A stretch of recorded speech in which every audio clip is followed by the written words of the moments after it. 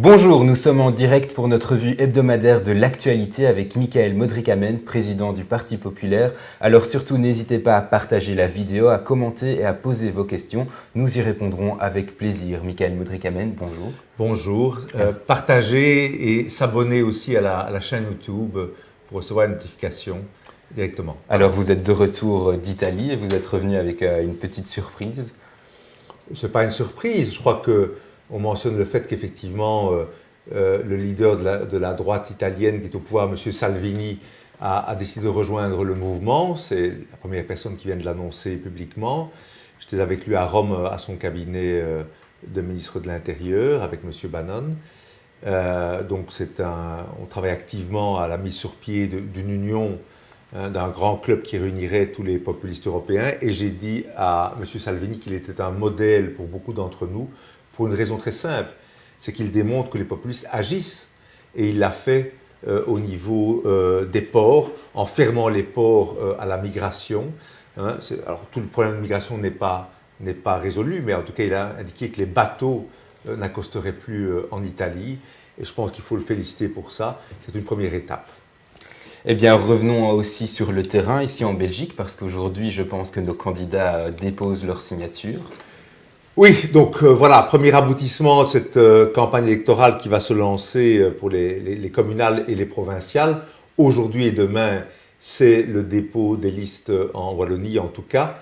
Et nous aurons, comme je l'avais annoncé, une centaine à peu près de listes communales et provinciales, dont une partie d'ailleurs sont complètes.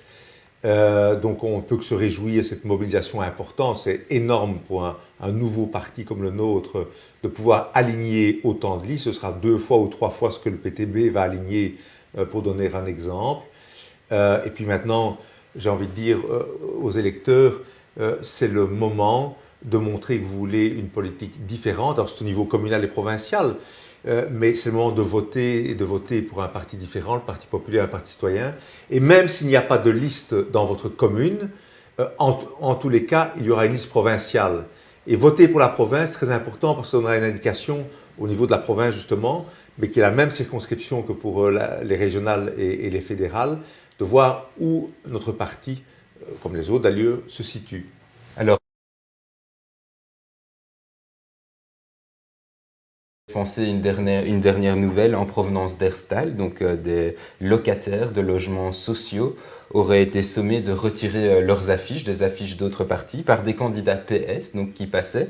Il y a notamment le témoignage d'une femme militante du PTB qui aurait été menacée d'une amende de 100 € si elle ne retirait pas ses affiches. C'est évidemment illégal. Il y a plusieurs locataires sociaux qui ont retiré les affiches des autres partis et qui ont même remis des affiches du PS. En tout cas, c'est ce que laisse entendre l'article. Alors, le PS tempère.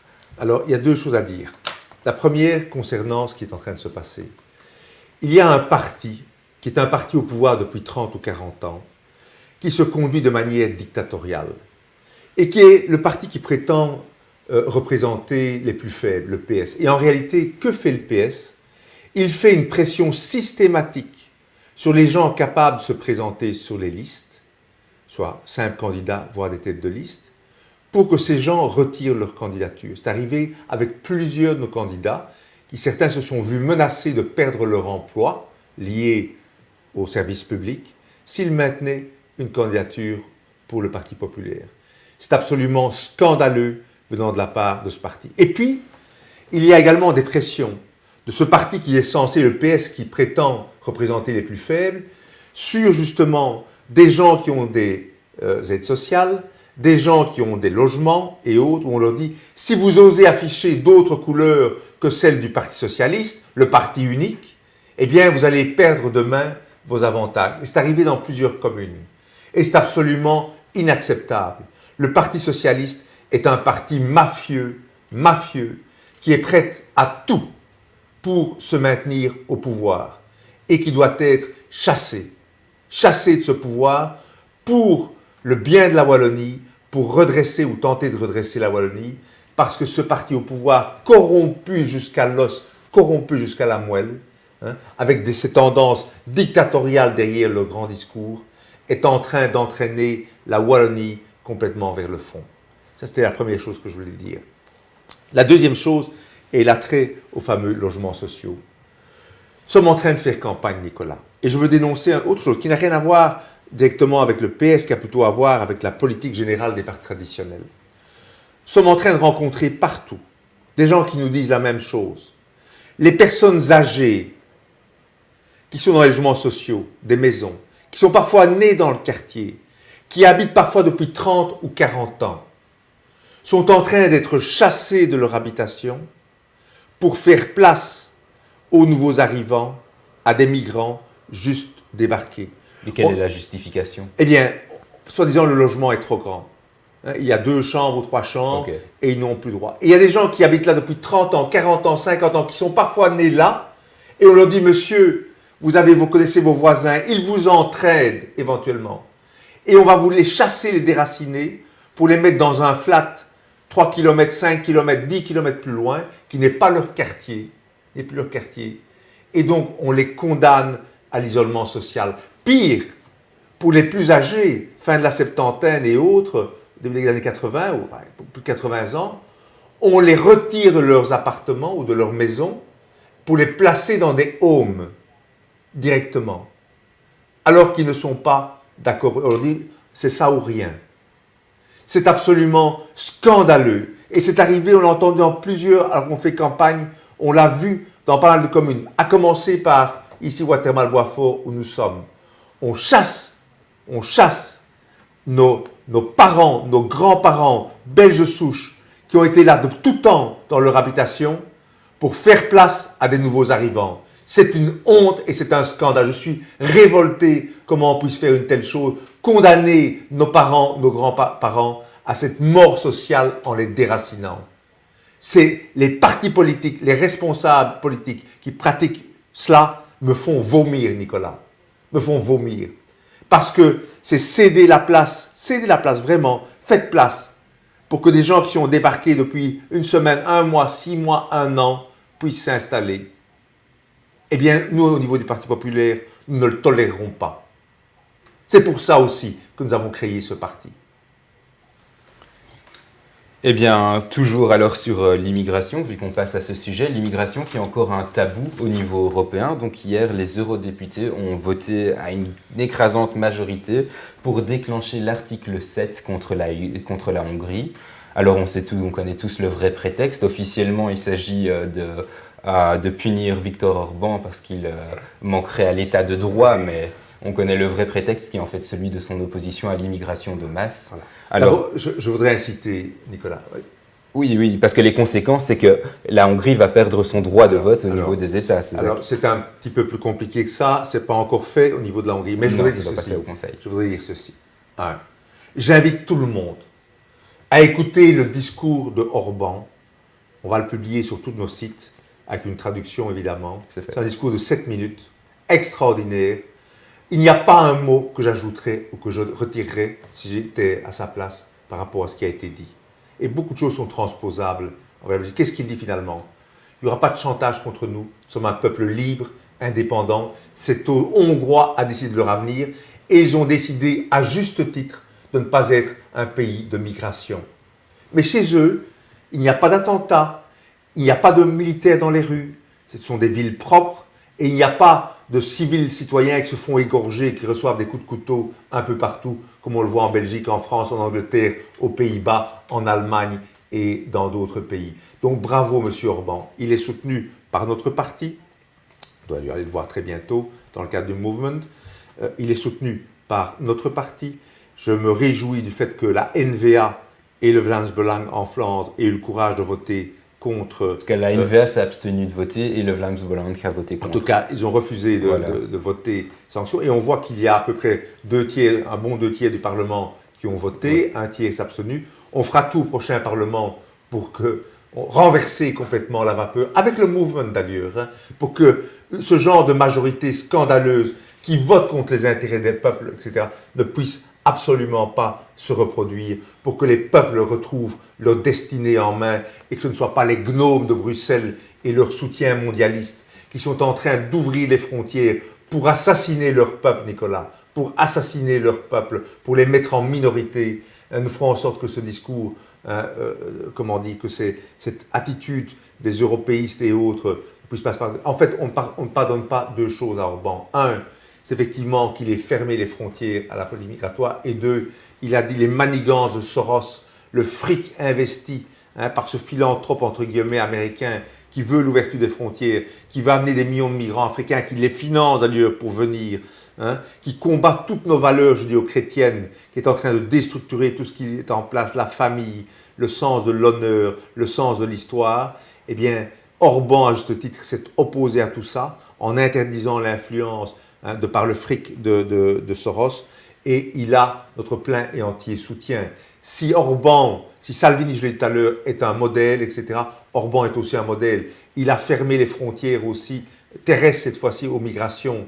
Il a dit c'est incroyable, comment osez-vous vous en prendre à un peuple, le peuple qui est justement votre garde-frontière, qui a empêché une partie de l'invasion migratoire de se produire. Donc soutien total à M. Orban et à la politique qui est menée, effectivement, Nicolas. Alors une note un peu plus légère, je vois que les Européens dans leur combat contre l'immigration de masse ont un allié inattendu en la personne du Dalai Lama qui a déclaré hier à Malmö, en Suède, terre d'immigration s'il en est, que l'Europe appartient aux Européens et qu'à terme il était souhaitable que les réfugiés retournent chez eux pour reconstruire leur pays. Une évidence, hein, voilà cette icône qui ne le restera sans doute plus très longtemps. Je pense qu'il y a des bobos qui ont dû mourir. De nos bobos gauchisants, mais il dit ce que tous les gens de bon sens pensent. Hein. On est européen, avant tout, on peut vivre avec une petite minorité de gens venant d'autres cultures, mais avant tout, nous devons rester européens avec nos valeurs. Sans ça, il n'y a plus de démocratie. Et dans une grande interview au Morgan et à Humo, on va sans doute, avec les revendications islamistes de certains, vers des formes de guerre civile. On y est déjà sous une forme très atténuée, mais ça risque de monter en puissance, en tout cas. Bravo le Dalai Lama, encore quelqu'un qui a du bon sens, c'est évident. Bon sens qui n'est pas toujours partagé par les journalistes, malheureusement. Alors hier, ils ont une victoire législative, toujours au Parlement européen. Très rapidement, ils vont pouvoir avoir des droits voisins. En gros, les GAFA vont, donc Google, YouTube, Facebook et tout, vont leur donner de l'argent pour pouvoir partager leurs articles, ce qui est assez aberrant, mais c'est très ramené. Donc voilà, ils n'auront même plus besoin de lecteurs, ils avaient déjà les subsides et maintenant ils auront les droits voisins exercés sur les plateformes du web. Alors, cette semaine, j'ai vu défiler, vu que je me charge de vos relations presse, j'ai vu défiler le Spiegel, Washington Post, j'ai répondu à un mail de CNN, j'ai répondu à plein de magazines dont je n'arrive pas à prononcer le nom parce qu'ils sont allemands ou d'Europe de l'Est, et les journalistes wallons sont toujours aux abonnés absents. Oui, mais plus que ça, quand on voit le nombre de demandes d'interviews, effectivement, qui ont lieu ce matin encore, ou les... La Flandre est là. Alors, extraordinaire, c'est que par rapport au movement, il y a l'Europe, pour ne pas dire le monde entier, qui vient de frapper à la porte pour demander des interviews. Encore le Washington Post ce matin m'avait rempli mes agendas effectivement pour les jours à venir. Tous les grands médias sont là. Les médias flamands qui s'intéressent très fort, Standard, Morgan, Humo. Les seuls qui sont abonnés absents, c'est la presse francophone. Ça se passe sous leurs yeux, francophone belge. Ça se passe sous leurs yeux. À part, je dois dire, Sud Presse, journal populaire qui fait un effort, à part la DH qui reste ouverte, et 7 sur 7, qui est le pendant flamand de la Sun News, on ne voit personne venir s'intéresser, demander une interview. Donc, je dis, où sont les journalistes? Je rencontre des journalistes tous les jours de la presse internationale. Je crois que j'ai donné 60 ou 70 interviews à la presse internationale depuis qu'on a lancé le mouvement. Ils nous suivent à la trace partout en Europe. Je rencontre des journalistes curieux, ouverts, qui ne partagent pas nécessairement nos valeurs, mais qui font leur travail de journaliste. Et nous avons une presse francophone qui, à quelques exceptions que j'ai citées, refuse de faire son travail, qui est gavée de subsides, 600 millions d'euros de subsides annuels à la presse belge, à peu près en moyenne 200 000 euros par journaliste francophone, des grands médias écrits. Donc, ils reçoivent, pas eux, mais leur journal, environ 200 000 euros, 8 millions de francs belges de subsides par journaliste, pour soi-disant le pluralisme, la qualité de la presse. Et ils ne font pas leur travail. Ils refusent de le faire. Donc, et c'est hallucinant, et j'explique ça aux journalistes étrangers, ils n'en reviennent pas. Ils n'en reviennent pas. Et j'ai affaire, moi, avec des journalistes étrangers, à des gens qui ne partagent pas nos valeurs, mais qui sont curieux, qui posent des questions, hein, et qui nous font des articles qui sont en général très faits. On a eu une belle couverture dans le New York Times encore il y a quelques jours. La BBC, CNN, Bloomberg, Reuters, tous les grands médias ou les grandes agences sont là, font leur travail. Les journaux italiens, puisqu'on était en Italie, sont tous venus. Il y a d'excellents articles, la presse suisse, la presse allemande. Enfin, à la décharge de la presse francophone belge, il faut dire qu'ils sont occupés. Là, pour le moment, ils sont en pleine guerre contre le racisme. Et ça prend oui, beaucoup alors de ça temps. c'est encore autre chose. La guerre contre la... Alors, moi je trouve ça extraordinaire. On a vu qu'il y a une campagne qui est orchestrée, mais totalement orchestrée, hein, de propagande qui est en train d'être menée, où on monte en épingle quelques incidents. Alors, je dis toujours, il faut être très clair. Il y a des cas de racisme ouvert. Il y a des cas d'antisémitisme ouvert. Il y a des cas de haine gratuite contre un arabe parce qu'il est arabe. Ça existe. Et je ne peux jamais être très clair qu'avec nous, il ne peut y avoir que des condamnations. Mais est-ce représentatif de la mais, société? Mais, à côté de ça, l'Europe est un des continents les plus ouverts à l'autre, à la migration. La Belgique, au respect de l'autre. Je veux dire, la plupart des gens qui en parlent n'ont jamais été confrontés à de quelconques cas de racisme. Et la preuve que nous sommes le continent le plus ouvert, c'est que toute l'Afrique et une partie du Moyen-Orient n'aspirent qu'à une chose, c'est venir chez nous, chez les prétendus racistes. Nous sommes tellement racistes que toute l'Afrique, tout le Congo voudrait venir chez nous. Toute l'Afrique du Nord voudrait venir chez nous, tellement nous sommes racistes. Alors il faut arrêter cette propagande éhontée. Hein, parce que j'ai vu aussi, vous savez, avec l'histoire de Schildenvriend, hein, le nationaliste flamand, où on est en train, parce qu'il y a quelques jeunes qui ont eu des propos absolument inacceptables, hein, ou des saluts hitlériens, attendez, c'est débile, mais qui parmi les jeunes ne dit pas parfois des conneries sur les réseaux, hein, à gauche comme à droite, parce qu'il y a eu quelques cas. On veut jeter l'amalgame, hein, et noircir tout le mouvement nationaliste flamand de défense. Alors que cette même presse, qui, lorsqu'il y a des attentats, des musulmans, conduits de l'islam, dit « Ah, pas d'amalgame, crie-t-il tous en chœur. Hein, ils sont isolés ou dérangés au mieux. Ils sont tous afghans ou nord-africains ou syriens, etc. Mais ils sont tous dérangés. Mais ils commettent tous les mêmes attentats par le couteau, par égorgement, pour beaucoup. Et là, on nous dit pas d'amalgame avec nos communautés, etc. Franchement.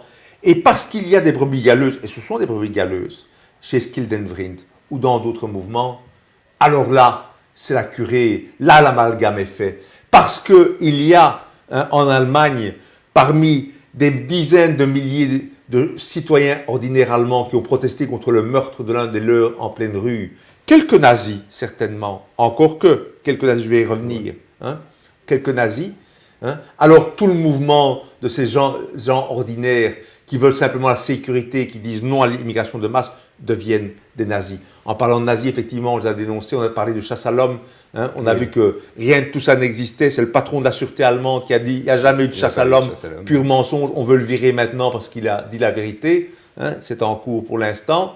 Et deuxièmement, on s'est rendu compte que parmi ceux qui venaient faire ostensiblement le salut nazi, c'était des gauchistes infiltrés qui étaient là pour jeter le trou. Il a été reconnu, effectivement. Il a été un type d'extrême gauche. C'est la même chose avec... Que de mensonges et de manipulations, Nicolas. C'est la même chose avec les agressions racistes du Pokélpop il y a quelques semaines où l'agressée était elle aussi raciste sur Twitter. C'est la même chose aussi avec le jeune noir agressé à Arscott qui s'avère être aussi un délinquant. C'est la même chose avec Cécile Djunga qui ne mérite pas ces insultes racistes mais qui se paye bien la tête des Japonais avant la Coupe du Monde en des termes qui sont quand même assez insultants. Voilà. Vous soulignez en fait d'abord, donc, il faut arrêter cette propagande, hein. Alors, on le dit, il y a du racisme, un peu de racisme, et il doit être dénoncé. Mais arrêtons d'en faire ce cinéma qu'on est en train de faire pour tenter de culpabiliser les Européens. Et puis, reconnaissons ce racisme, hein, résiduel Qu'est-ce qu'il est partagé, hein, parce qu'on voudrait pointer l'homme blanc tout le temps. Mais écoutez les Arabes envers les autres, envers les Noirs ou envers nous. Écoutez les Blacks, certains Blacks envers nous, etc. Le racisme, c'est ce qu'il y a de plus partagé. Arrêtez de nous culpabiliser. RTBF, RTL, Le Soir, La Libre, etc. Vous tous les bien-pensants. Hein, ça doit être terminé tout ça. Et je dis aux gens ordinaires, ne vous laissez pas faire, ne vous laissez pas embobiner. La Belgique n'est pas raciste fondamentalement. C'est un des peuples les plus ouverts, qui a le plus d'autodérision vis-à-vis de lui-même, qui a été le plus accueillant pour la plupart des peuples. Faut arrêter de se culpabiliser. En tout cas, ça ne prendra pas avec nous. Alors ici, j'ai une question de Lucas Boulanger.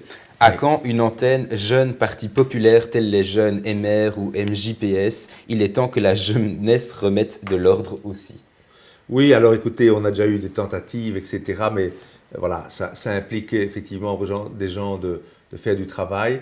On prend en compte la proposition, tout en se rendant compte que dans les universités, il y a des gens, on a pas mal de jeunes au parti, mais très difficile pour eux de s'exprimer dans le cadre des campus avec l'extrême gauche, l'extrême gauche qui fait régner une forme de terreur, etc. Il faut quand même dire aussi une chose, Nicolas. Nous, populistes de droite, quand la gauche veut s'exprimer ou se réunir, ou même l'extrême gauche, ils font ce qu'ils veulent. Personne n'est là pour les emmerder, pour les menacer, etc. Mais cette extrême gauche est extrêmement intolérante envers ceux qui ne partagent pas leurs opinions. Mouvement populiste de droite. Et là, vous faites un mouvement, vous faites une réunion, ils viennent là, ils veulent boycotter, etc. On dit que c'est Churchill, je ne crois pas que c'est lui qui l'a dit, mais il a dit quelqu'un a dit avec raison il y a 40-50 ans, hein, les fascistes de demain, hein, les intolérants de demain s'appelleront antifascistes. Et c'est exactement ce qui est en train de passer. Cette intolérance de la gauche ou de l'extrême gauche qui refuse de voir que le monde est en train de changer, qui sont en train de perdre pied. Hein, parce que tous ces symptômes, on parle de cette presse bien pensante qui se mobilise Le Soir, La Libre, la RTB, etc. C'est parce qu'ils voient la montée du mouvement populiste, la montée des gens, de l'homme ordinaire qui dit assez, ça suffit, arrêtez de nous culpabiliser. Ils sont en train de perdre pied. Ils auront à rendre des comptes d'ailleurs pour ce qu'ils font avec notre argent, cette propagande. Ils auront RTBF à rendre des comptes de ce qu'ils font avec notre argent aujourd'hui. Je l'ai dit, dès que nous sommes au pouvoir, les dirigeants seront virés, illico, pour mettre de vrais journalistes.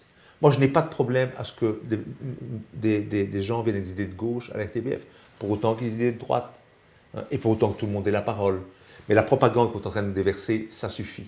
Et nous ferons tout pour qu'ils aient à rendre des comptes un jour de leur gestion. Et en tout cas, à les écarter pour mettre de vrais journalistes et de vrais responsables impartiaux au niveau de l'information. Les Wallons ont droit mieux que ça. Eh bien, je pense que voilà, le temps est déjà écoulé, donc s'il faut un dernier mot. D'autres questions? Ah non, il n'y en a pas d'autres là. Donc, Alors, écoutez, voilà, on rentre en campagne, on a un mois. Partagez cette vidéo, partagez les vidéos qu'on va mettre sur les réseaux sociaux, nos messages. Vous pouvez faire la différence. On va mettre un émoticône, je vote PP, pour mettre sur toutes les... Mettez-le. On va faire une campagne digitale tonnerre. On a eu une réunion avec tous les responsables digitaux. Eh bien, ça va faire plaisir à nos amis auditeurs.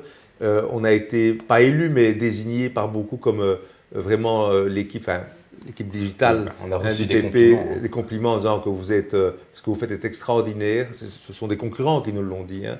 Donc c'est bien la preuve qu'on tient le bon bout en parlant directement aux citoyens. Donc moi je remercie en tout cas Denis Christophe, vous-même, hein, pour le travail que vous faites extraordinaire. Rappelez que nonobstant ce boycott, les médias sociaux sont justement une manière de briser ce boycott, hein, de faire passer cette parole, etc. Et alors, je dis à tout le monde, mobilisez-vous, parlez du PP autour de vous, distribuez notre tract, partagez nos vidéos, partagez nos points de vue, hein, pour qu'il y ait un vote important pour le Parti populaire ici le 14 octobre. Et ce n'est qu'une étape, parce que la mère de toutes les batailles, ce sera 2019, où on a les élections européennes pour changer de cap au niveau de l'Europe, hein, fédérale pour continuer avec une coalition de droite et y mettre le turbo, et régionale pour avoir une vraie coalition de droite qui mette toute la gauche dans l'opposition. Parce que sinon, s'il n'y a pas ça qui se passe, hein, ce sera une coalition sans doute PTB, PS coalition du progrès, et coalition du progrès qui mettra définitivement la Wallonie sur le flanc parce que les entrepreneurs fuiront. Je le dis, je prends acte aujourd'hui. Si demain, il devait y avoir ce type de coalition, je ne donne pas 5 à 10 ans avant qu'il y ait des soupes populaires en Wallonie, parce qu'ils tueront la Wallonie. Il suffit de voir les millions de Vénézuéliens, première réserve pétrolière au monde, qui sont en train de fuir. Vous avez vu ces images sur les ponts, hein, ils fuient vers les pays voisins parce qu'ils crèvent de faim. Ça, c'est le résultat, à coup sûr, des politiques socialisantes lorsqu'elles sont poussées, justement, comme celles que le PTB et le PS, qui se laissent entraîner, veulent mener. Il faut le dire, le temps du changement, il est là, il est à portée de la main, hein, mais ça dépend, bien sûr, nous travaillons tous ensemble, mais ça dépend des électeurs, des citoyens wallons. Je leur dis, n'ayez pas peur, n'ayez plus peur. Dans l'isoloir, hein, vous êtes seuls, vous pouvez amener ce changement. Ne vous laissez plus culpabiliser, reprenez votre destinée en main. Et nous incarnons justement ce renouveau et ce futur. Eh bien, Monsieur Modric Amen, merci en tout cas. Merci à vous Nicolas, merci à Denis Christophe et merci aux internautes qui nous écoutent. Merci à vous de nous suivre. Surtout, n'hésitez pas à liker cette vidéo, à la partager. Et je vous souhaite aussi une bonne fin de semaine et à la semaine prochaine.